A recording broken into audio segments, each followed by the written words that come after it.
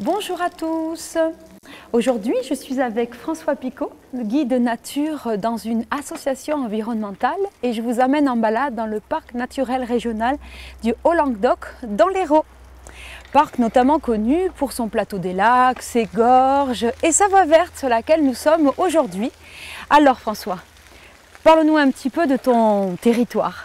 Ce territoire du Haut-Languedoc est à cheval sur deux régions et deux départements, la région Midi-Pyrénées et la région Languedoc-Roussillon, et sur le département du Tarn et de l'Hérault. Donc ce territoire a une partie en altitude avec des plateaux comme le Sommail et l'Espinouse, des plateaux très boisés. Il y a à peu près 66% du territoire qui est en forêt. Et puis ensuite on rebascule sur ce côté très méditerranéen avec des forêts de chênes verts, des vignes un peu plus loin, des gorges très marquées comme les gorges d'Éric. Et puis une agriculture qui est encore bien présente, malgré tout, dynamique, avec de nombreux types d'élevage et puis qui en découlent de nombreux produits du terroir, comme de la viande, de la charcuterie.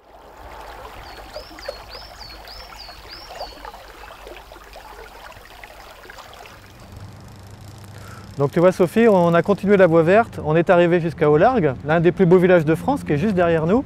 Et c'est ici que j'ai donné rendez-vous à Gérard Bastide, Monsieur Voie Verte, qu'il te parlera très bien de celle-ci. Bonjour Gérard. Salut. Bonjour Sophie, bonjour François. Alors Gérard, si j'ai bien compris, c'est vous le spécialiste voie verte. Mais avant toute chose, c'est quoi une voie verte? Alors, qu'est-ce que c'est une voie verte? Nous voici sur une voie verte. La voie verte du Haut-Languedoc. C'est un itinéraire sécurisé, il n'y a pas de voiture, et dédié à toutes les formes de randonnée non motorisées. À pied, à cheval et à vélo naturellement. Et puis une place particulière est faite pour les personnes à handicap, ainsi que pour les jeunes enfants qui pourront découvrir en toute sécurité les premiers rudiments de queue dans la route. Et entre Mazamet et Bédarus, elle fait pratiquement 80 km, de quoi se mettre sous les pédales. Donc on a tous les panoramas du sud de France, on est chauvin, sous la main et sous les yeux. Et nous, je crois qu'on va voir autre chose justement parmi ces panoramas-là. Nous on va remonter un petit peu sur les hauteurs, on va aller visiter le plateau des lacs, et puis après on redescendra encore côté méditerranéen, et là je te ferai découvrir les gorges d'Éric, où on rencontrera Émilie qui te parlera de toutes les activités qu'on peut faire sur ce territoire.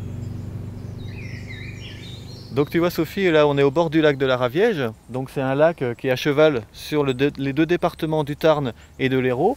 Donc c'est un lac qui, en dehors de sa vocation électrique, a aussi une vocation touristique. Et il y a pas mal d'aménagements tout autour du lac pour se baigner, notamment une base de loisirs à la Salvetat un peu plus loin. Donc on peut y faire forcément de la baignade, mais aussi du nautisme. Il y a une école de voile, on peut louer des canoës, des pédalos, etc. Donc ça, ce lac de la Raviège, il fait partie du plateau des lacs. Il y a le lac des Saints-Pères qui est dans le Tarn, avec aussi le lac du Lausas.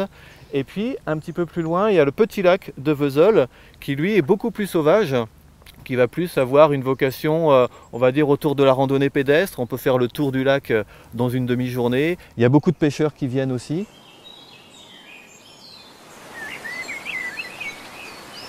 Bonjour Émilie, vous m'avez donné rendez-vous dans les gorges d'Éric. Alors je sais que vous êtes la spécialiste de tout ce qui est activité plein air au parc naturel régional du Haut-Languedoc. Alors déjà, pourquoi m'avoir donné rendez-vous ici? Alors les gorges d'Éric, c'est un lieu très apprécié des familles qui s'y baladent ou des gens qui aiment se reposer au bord de l'eau, se rafraîchir.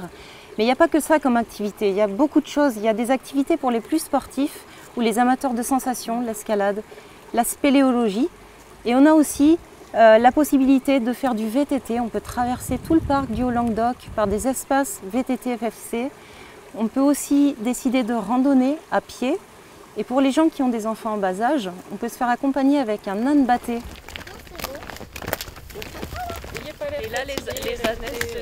Notre périple s'achève ici au bord de l'eau. François est déjà parti avec un groupe voir les mouflons sur les hauteurs du Caroux. Encore une idée de balade à faire dans le parc naturel régional du Haut-Languedoc. À bientôt. À bientôt.